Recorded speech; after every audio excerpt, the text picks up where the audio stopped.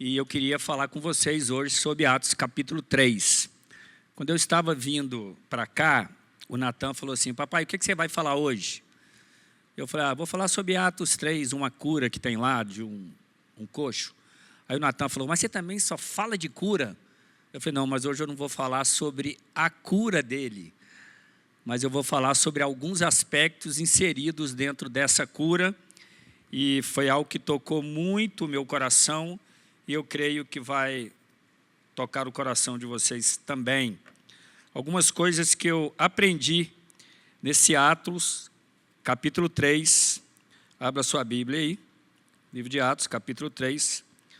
A versão que eu vou usar é a versão ARA, é a versão que nós estamos adotando aqui na CCZS. Versão ARA, Almeida Revista e Atualizada. Livro de Atos, capítulo 3, versículo 1. Pedro e João subiam ao templo para a oração da hora nona. Era levado um homem coxo de nascença, ao qual punham diariamente à porta do templo, chamada Formosa, para pedir esmolas aos que entravam. Vendo ele a Pedro e João, que iam entrar no templo, implorava que lhe dessem uma esmola. Pedro, fitando juntamente com João, disse: olha para nós. Ele os olhava atentamente, esperando receber alguma coisa. Pedro, porém, lhes disse: não possuo nem prata nem ouro, mas o que tenho, isso te dou. Em nome de Jesus Cristo, Nazareno, anda. E tomando pela mão direita, o levantou, e imediatamente os seus pés e tornozelos se firmaram. De um salto se pôs em pé, passou a andar e entrou com eles no templo, saltando e louvando a Deus. Viu todo o povo a andar e a louvar a Deus, e reconheceram ser ele o mesmo que esmolava, assentado à porta formosa do templo, e se encheram de admiração e assombro por isso que lhe acontecera.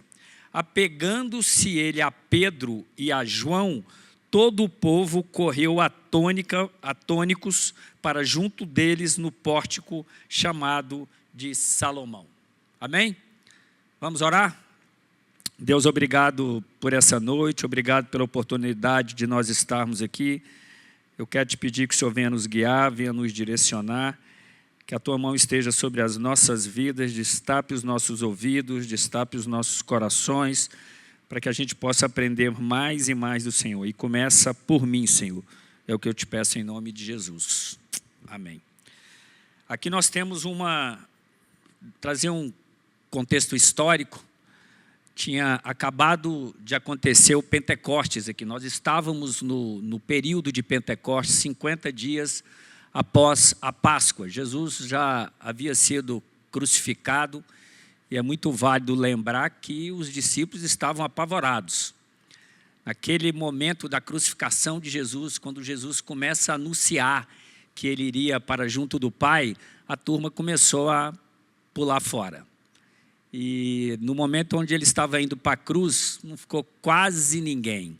O próprio Pedro, que está aqui, e que esse milagre vai ser realizado através da vida dele, foi um dos que disse: olha, eu não sei nem quem é esse Jesus acerca de quem você está falando. Pedro vai para um pátio e esperando para ver, tentando entender o que iria acontecer. E uma serva chega para ele e diz: você não é um daqueles que estava com ele? E ele falou: eu não sei nem quem é. E depois um oficial perguntou se é um deles, sim. Se é da Galileia e se é um deles. E ele falou: eu não. E Pedro falou isso 3 vezes, e até que o galo cantou, conforme Jesus havia dito para ele.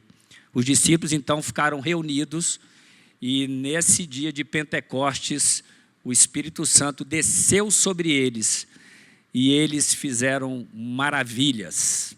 Começaram a falar em línguas, começaram a falar na língua de outras nações que ali estavam, e o Espírito Santo operou. E logo depois eles saíram e foram em direção ao templo, que é exatamente nesse momento aonde nós chegamos aqui. O que a gente viu aqui? A gente viu que tinha um coxo, ele era um coxo de nascença, e ele era levado todos os dias para a porta do templo para pedir esmolas. Ele era levado todos os dias para a porta do templo para pedir esmolas. Se ele estava pedindo esmola é porque ele não tinha muita condição financeira.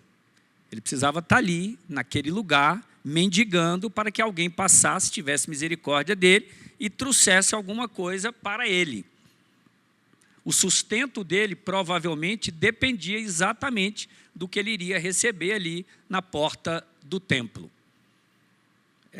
Provavelmente seria a única chance dele, ou a única forma dele conseguir comida e qualquer coisa que seja.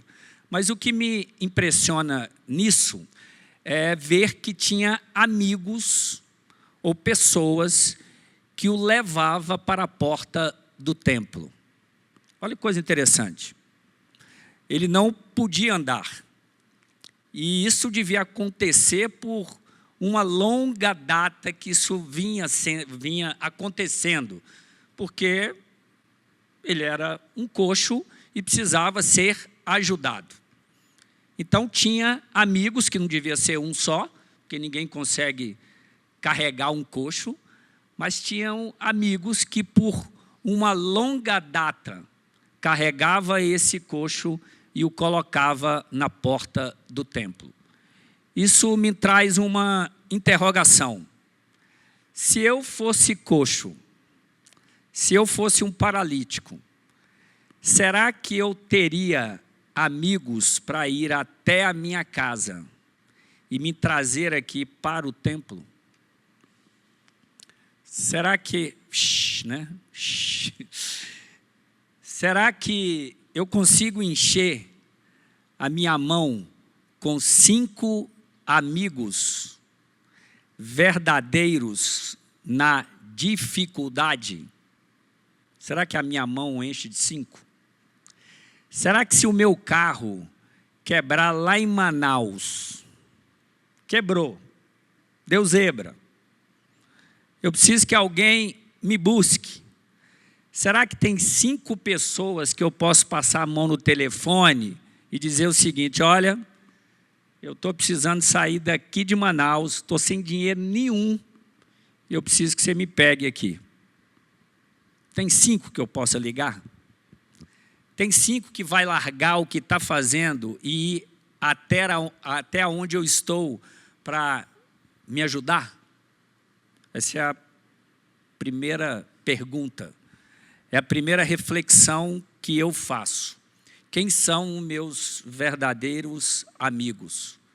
Quais são os meus verdadeiros amigos e quantos são? Interessante isso, né? Existem os amigos das festas, das horas boas. Na hora boa está tudo bem. Pode meter a mão no telefone que você vai encontrar um monte de gente. Se for para churrasco, então, maravilhoso. Se precisar ir para o jogo do Galo, Cezinha, pode ligar que vai mesmo. Caravana, dá tudo certo. Amigo para hora boa, tá maravilhoso. Alguém disse que nós precisamos ter pelo menos 4 que seja capaz de segurar na alça do nosso caixão. Pelo menos 4 você tem que ter para segurar na alça do seu caixão. E aí nós temos cultivado essas verdadeiras amizades. Como nós temos tratado os nossos verdadeiros amigos? Aqueles amigos das horas boas, mas os amigos das horas ruins também. Tem um amigo meu que eu falo para ele o seguinte: ó, quando você estiver fazendo churrasco na sua casa, sábado, domingo, não precisa mexer comigo não. Agora, na hora que der zebra, por favor, me ligue. Domingo eu gosto de ficar em casa com a minha mulher, com a minha família. Eu não me chama muito para churrasco, domingo não. Mas Se der zebra, pode me ligar, que eu estou contigo. Essa é a primeira pergunta. A segunda pergunta é: nós temos sido e cultivado a amizade dos outros? Como é que nós temos sido como amigos? Como que nós temos nos comportado como amigos? Qual está sendo a nossa atitude? Como que nós estamos cultivando esses laços? Como que nós estamos regando essa planta? Hoje é tão fácil, né? O WhatsApp, nós temos essas Instagram, nós temos essas ferramentas, mas elas não são suficientes. Nós precisamos estar ombro a ombro, nós precisamos estar junto uns dos outros. E eu queria te fazer uma pergunta. Quando o seu amigo te magoa, qual é a sua atitude? A sua amizade fica abalada? Você fica com dodói? O seu amigo é aquele que bate no ombro ou é aquele que te confronta o seu caráter, confronta a forma que você pensa, confronta a forma que você age? E você, como amigo, você tem levado o seu amigo a um aperfeiçoamento? Você tem confrontado com amor para um crescimento? Ou você é apenas aquele que bate no ombro e não quer se envolver muito em polêmica e nem no crescimento espiritual, no crescimento até como ser humano do próximo? Como você tem sido como amigo e como nós temos cultivado as nossas amizades. O outro ponto que eu queria ressaltar aqui é que aquele mendigo estava ali pedindo esmolas. Estava ali sentado, como nós já falamos, pedindo esmolas. E aqui nós precisamos prestar muita atenção. Esse mendigo, esse coxo aqui, ele estava querendo dinheiro, recurso financeiro só. Era a única coisa que ele queria. A expectativa dele estava ali em receber provento, dinheiro. E nós encontramos isso aí em todo lugar, né? Hoje, qualquer sinal que a gente pare, a gente encontra pessoas ali pedindo dinheiro. Muitos precisam mesmo, e outros nem tanto, mas fizeram daquilo uma profissão. Outro dia circulou aí, tem um menino, ele deve ter uns 20 e poucos anos, e ele fica lá no posto Chefão, no Jardim Canadá. E eu geralmente encontro com ele lá. E ele está sempre pedindo alguma coisa. É um menino forte, sabe? Cheio de vida, mas ele está ali, sempre ali, pedindo alguma coisa. E circulou um vídeo dele, de um cara perguntando para ele o que ele estava fazendo ali.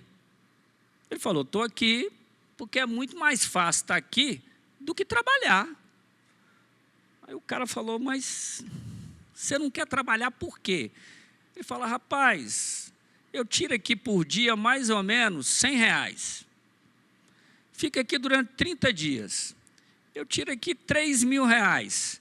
Eu vou trabalhar para quê? Bobo é quem trabalha. Gravado o vídeo. Eu saio de casa todos os dias, 10 horas da manhã, tomo um banho, venho para cá e fico mais ou menos até as 2, 3 horas da tarde, que é a hora que o restaurante fecha. Então, eu trabalho muito pouco, venho aqui, peço, eu trabalho muito pouco para ganhar R$3.000. Falei: é muito bom. É muito bom.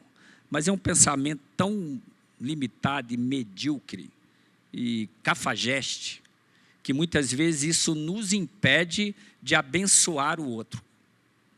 A gente fica impedido de abençoar, de dar para o outro de uma verdadeira necessidade, por causa dessas pessoas. Justamente por causa dessas pessoas. Eu tenho um irmão que ele fica com um monte de dinheirinho trocado em moeda. E todo lugar, todo sinal que ele para, ele abre, pá, dá, tchá, tchá. e dá. Ok, é aquilo que Deus tem colocado no coração dele. Mas a gente tem que ficar atento a essas coisas. A gente tem que ficar atento para quem a gente dá a oferta ou o dinheiro. Nós temos que ficar atento para que isso vai ser usado. Nós temos que ter atenção a isso. A minha esposa está rindo ali, é porque eu dou de uma forma deliberada. Eu gosto de dar e é por isso que ela está rindo ali. Mas cada dia mais eu tenho ficado mais atento a isso. Porque tem pessoas que não querem sair da situação e por mais difícil que seja para mim e para você pedir, para eles é muito fácil e criou um hábito. Criou um hábito. É mais fácil eu pedir do que eu ter que produzir ou fazer algo. Então, essa é a primeira coisa que a gente tem que ficar atento. A segunda coisa que a gente precisa ficar atento é que tem também aqueles mendigos de alma. Tem aqueles que estão com a alma extremamente feridas. A alma está ferida, está machucada. Passaram por tanta decepção, tomaram tanta pancada da vida, muitas vezes por culpa própria mesmo, e muitas outras nem por tanta culpa assim. Coisas que eles nem fizeram, e a vida tem batido e batido forte. Pessoas, mendigos, deficientes, que estão com a alma completamente ferida e destruída. E o outro que a gente encontra é o espiritual. Pessoas que estão destruídas espiritualmente. Totalmente desconectado da realidade das coisas. Desconectado. Não sabe nem onde é que é norte, nem aonde que é sul. Eu fiquei vendo no Instagram essa loucura que foi isso desse carnaval, essa afronta à questão do cristianismo, uma afronta descarada, um tapa na cara de todos os cristãos do Brasil e do mundo, o que foi feito neste carnaval. Cada vez pior, cada vez pior, cada vez pior, de uma forma descarada. Pessoas que estão mendigando espiritualmente. Acham que tem tudo, acham que conseguem andar, mas infelizmente são completamente paralíticos espirituais. Não entende nada, não sabe nada, de nada. Voltando nesses 3 temas, eu queria fazer uma provocação em cima dos 3. Primeira coisa, o que você tem feito com seus recursos? O que você tem feito com seus recursos? É só para se encher, engordar, ter? Não tem problema nenhum em ter. Desde que as coisas sejam alinhadas com o propósito e a vontade de Deus. E para que haja esse alinhamento, nós precisamos estar com a nossa alma alinhada, e para a alma estar alinhada, eu preciso estar com o meu espírito alinhado a uma verdade, que é Jesus Cristo. Quando Paulo traz na carta de Gálatas sobre as obras da carne, ele está trazendo ali as obras almáticas, ruins e demoníacas que habitam o nosso ser. E só tem uma forma da gente destruir isso, e Paulo nos ensina. A gente tem que nos encher do Espírito. A gente tem que ser cheio do Espírito. A gente tem que buscar o Espírito. A gente tem que buscar as coisas do alto, porque o que adianta o homem ganhar e perder a sua alma? O que adianta o homem ganhar o mundo inteiro e perder a sua alma? O que adianta o homem ganhar o mundo inteiro e perder a sua alma? Só tem uma forma de nós sabermos se nós estamos indo para o caminho certo ou para o caminho errado. Só tem um jeito. se o Espírito Santo de Deus nos convencer. Sem isso, esquece. E para que esse Espírito Santo de Deus me convença, eu preciso ser cheio dele. Eu preciso me encher dele, eu preciso buscar a ele, eu preciso ter intimidade com ele, eu preciso ter tempo com ele para que eu seja cheio deste Espírito. Quanto tempo nós temos dedicado por dia em conhecer ao Senhor, ouvir a voz do Senhor, ler a palavra do Senhor, a carta de amor de Deus para conosco? Quanto tempo? Quanto tempo? A outra coisa que eu queria trazer para vocês é sobre a atenção naqueles que são os sugadores espirituais e sugadores da alma.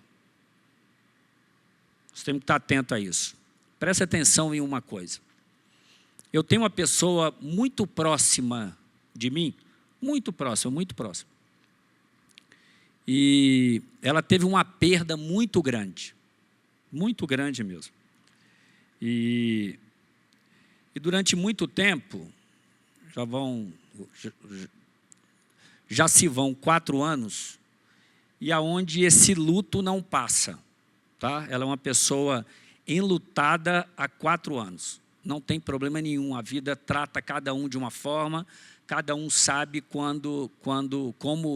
o quanto que dói, né? Tem uma canção que diz, cada um sabe a dor e a delícia de ser o que é. A verdade é essa. Mas durante um tempo para cá, eu comecei a perceber algumas coisas nessa pessoa. E uma das coisas que eu percebi é que ela não queria sair do luto. Ela não queria ficar boa, em hipótese nenhuma. Nem ela sabia disso, mas ela não queria. E sabe por que ela não queria? Porque a dor e o luto era e é usado para chamar atenção. É através do luto que as pessoas olham para ela e sentem pena dela. É um negócio muito louco. É um negócio muito doido. Mas a verdade nua e crua é essa. Ela não quer sair. Ela não quer sair do luto dela. Porque através disso ela chama atenção. Você sabe de onde que vem isso? Isso vem do momento onde o nosso irmãozinho fica doente e a nossa mãe e o nosso pai dão atenção total para eles. Então o sujeito fica lá 1 semana de cama e você já 1 semana depois começa para chamar atenção. Quem já teve vontade de quebrar o braço? Eu já tive vontade de quebrar o braço quando eu era pequeno. Eu tinha vontade de quebrar o braço. O meu filho ali rompeu os ligamentos do joelho. E aí o médico falou para ele, a Cris virou e falou o seguinte, nós vamos orar para que não precise fazer a cirurgia. E eu via no rosto dele que ele não queria. Não queria ficar curado, ele queria passar pela cirurgia. Porque o Neymar passou, porque o Zico passou e tal. Hospital, joelho, aquela coisa toda, os amigos ligando. É assim que funciona. E está tudo certo. Está tudo certo. Então, muitas vezes a gente usa a nossa dor para chamar atenção. E a gente tem que estar atentos com essas pessoas. Nós temos que estar atentos com essas pessoas. E nós temos também que estar atento conosco, com nós mesmos.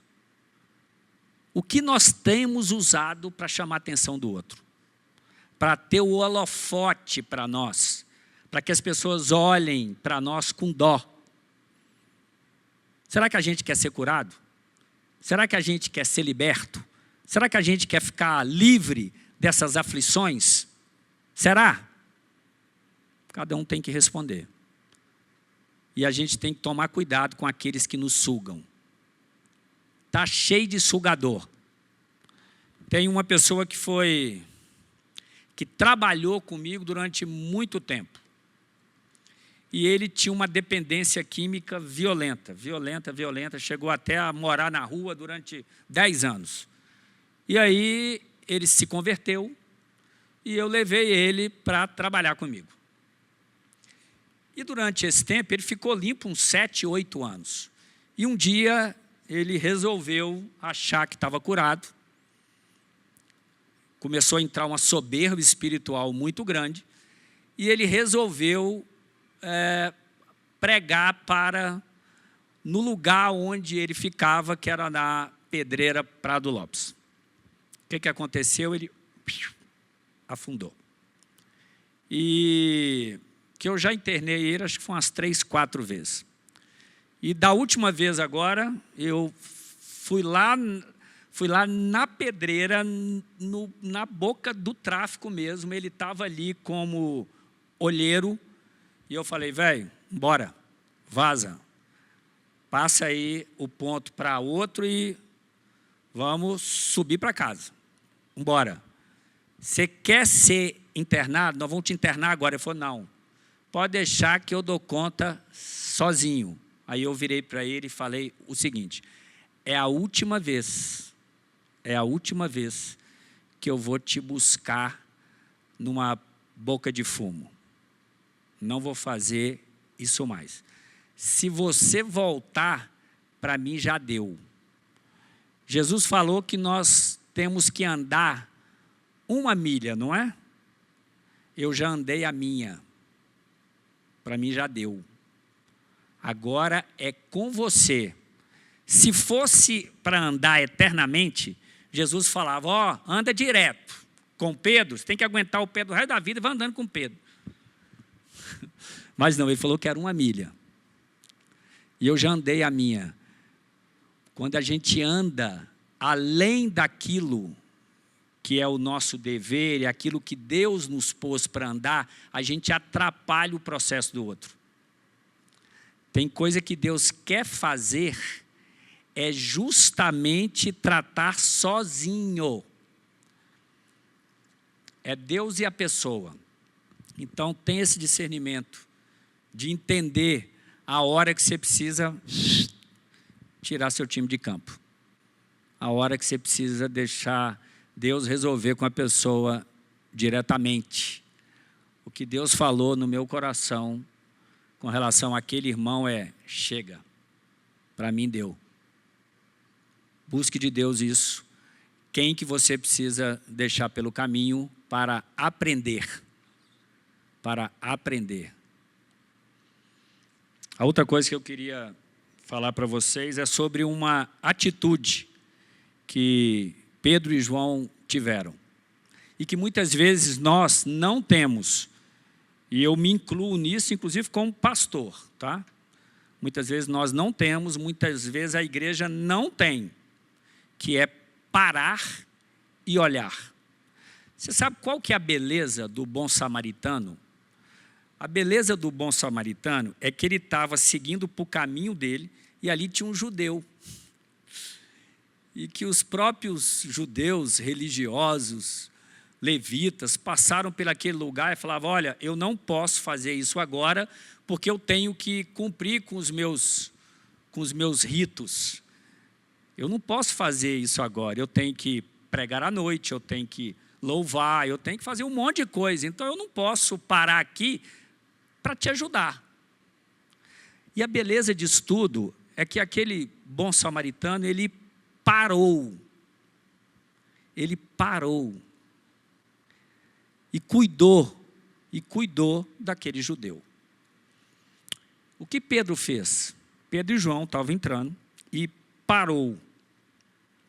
Imagina que eles tinham acabado de viver uma experiência maravilhosa. Imagina que lá dentro do templo tinha um monte de gente que precisava ouvir acerca de Cristo. Acerca do amor de Cristo.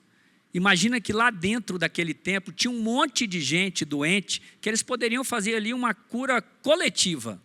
Junta todos os doentes aqui, nós vamos orar e pá, vai curar todo mundo. Pronto, resolveu o problema. Mas eles chegam ali, param e olham para aquela pessoa que estava ali. A igreja tem que aprender a parar e olhar para os aflitos e necessitados. Nós precisamos ser igreja. E a igreja precisa parar e olhar.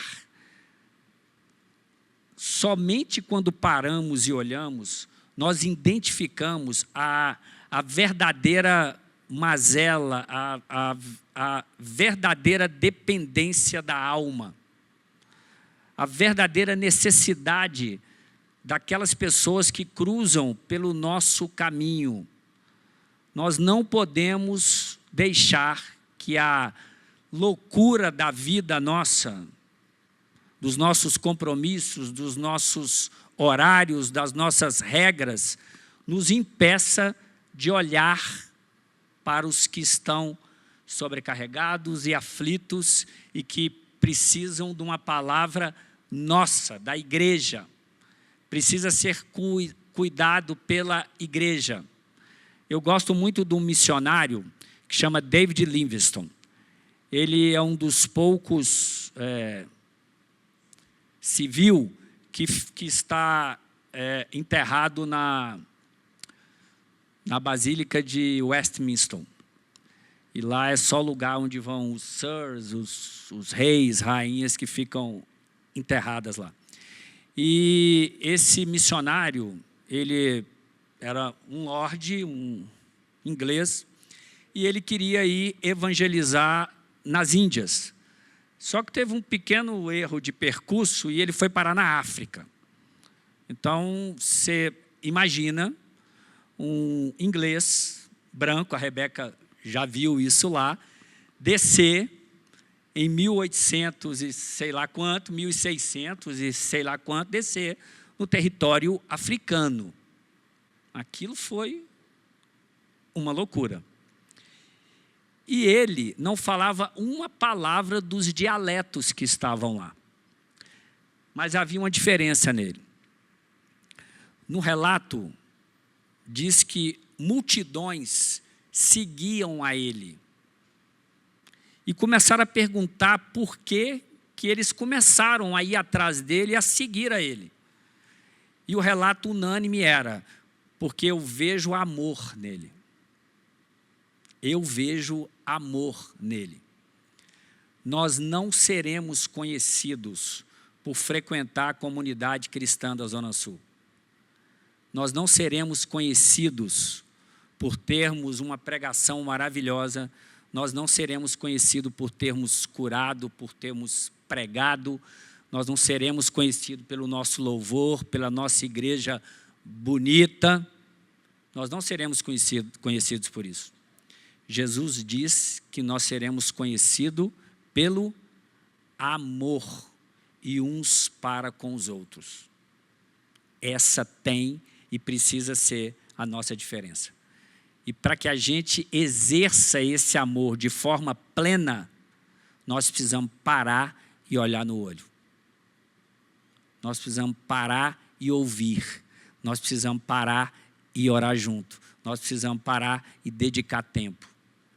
Nós precisamos parar e muitas vezes ter prejuízo, mas investir na menina dos olhos de Deus, que são vidas. Deus não está interessado na minha roupa, no meu carro, Deus não está interessado nisso. Esse não é o negócio de Deus. Deus está interessado o quanto eu tenho investido no negócio dele, que são vidas. E para isso nós precisamos parar e olhar no olho. E aí sim, diante daquilo que o Espírito colocar em nós, nós precisamos cuidar dessas vidas. Nós precisamos cuidar dessas vidas. Esse é o papel da igreja do Senhor Jesus Cristo sobre a face da terra.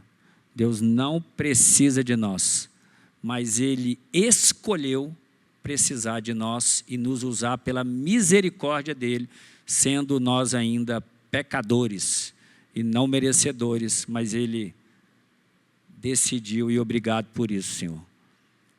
E nós precisamos ser usados. E nós precisamos cuidar dessas vidas que são preciosas para Deus. Depois que esse coxo, que esse paralítico foi curado, ele fez algumas coisas. A primeira coisa que ele fez foi andou. Saltou, andou e louvou. Olha que coisa interessante. Nós devemos, que Pedro segura ali na mão dele, diz, olha, o que eu tenho te dou, levanta e anda.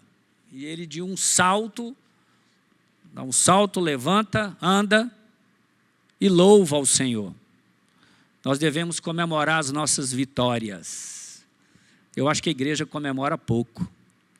Nós temos uma resistência assim, de parecermos soberbos ou que a gente está se exaltando muito. Esse é um fato. O outro fato é que, infelizmente, nós seres humanos temos uma tendência em olhar mais o copo vazio do que o copo cheio.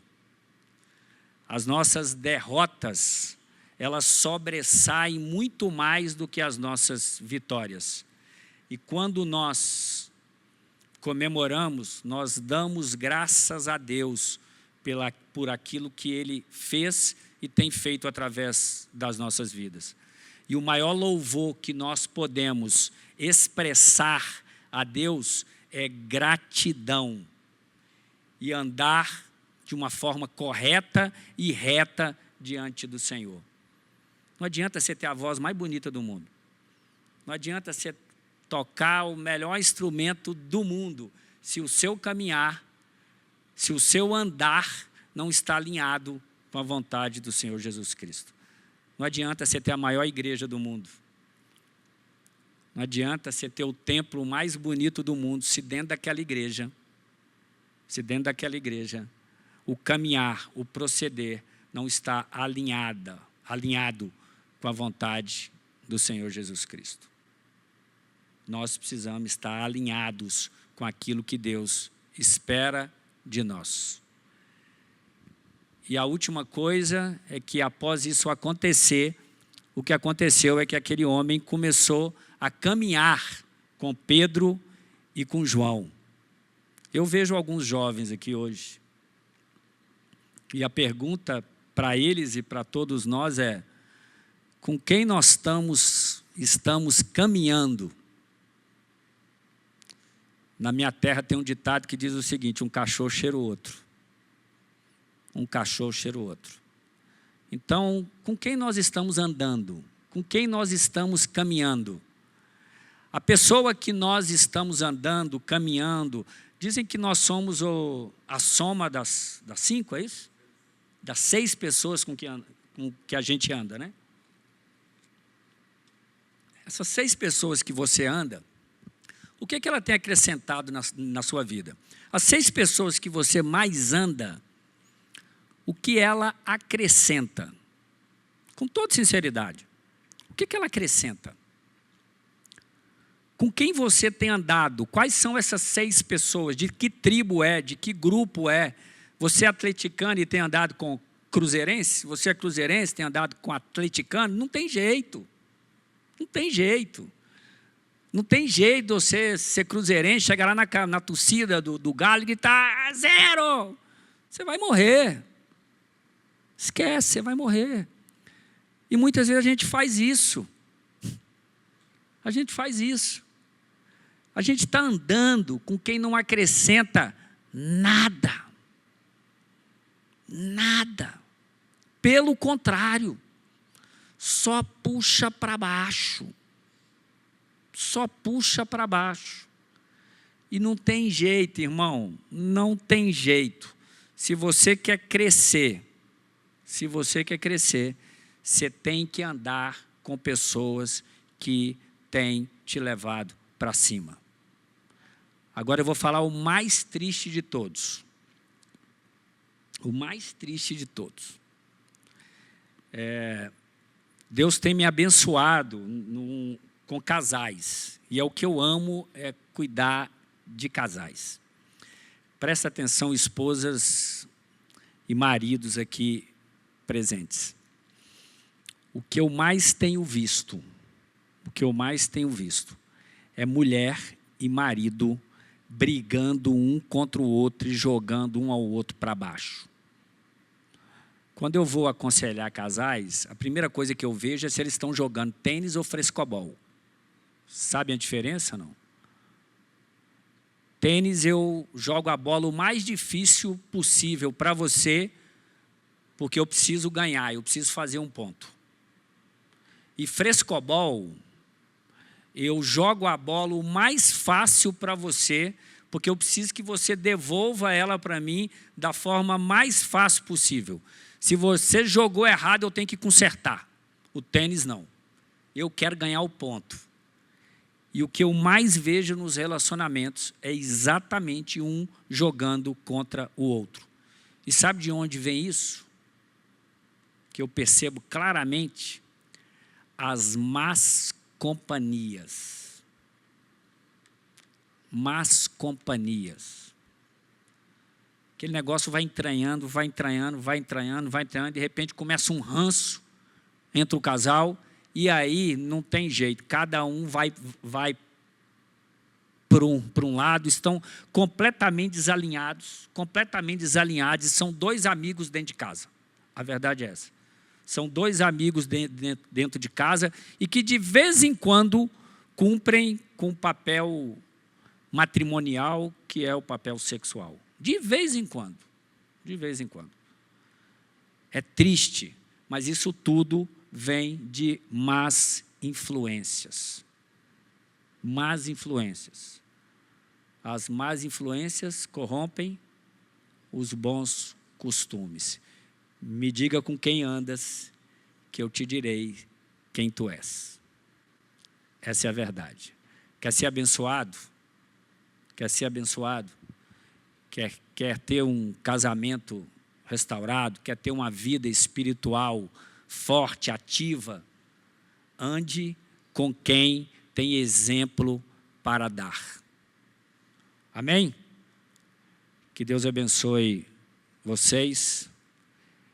Que Ele nos use cada dia mais e mais, e que a gente seja referência por onde nós andarmos. Referência de cristãos, referência de homens e mulheres de Deus que se importa com a coisa mais preciosa de Deus, que é vidas. Amém?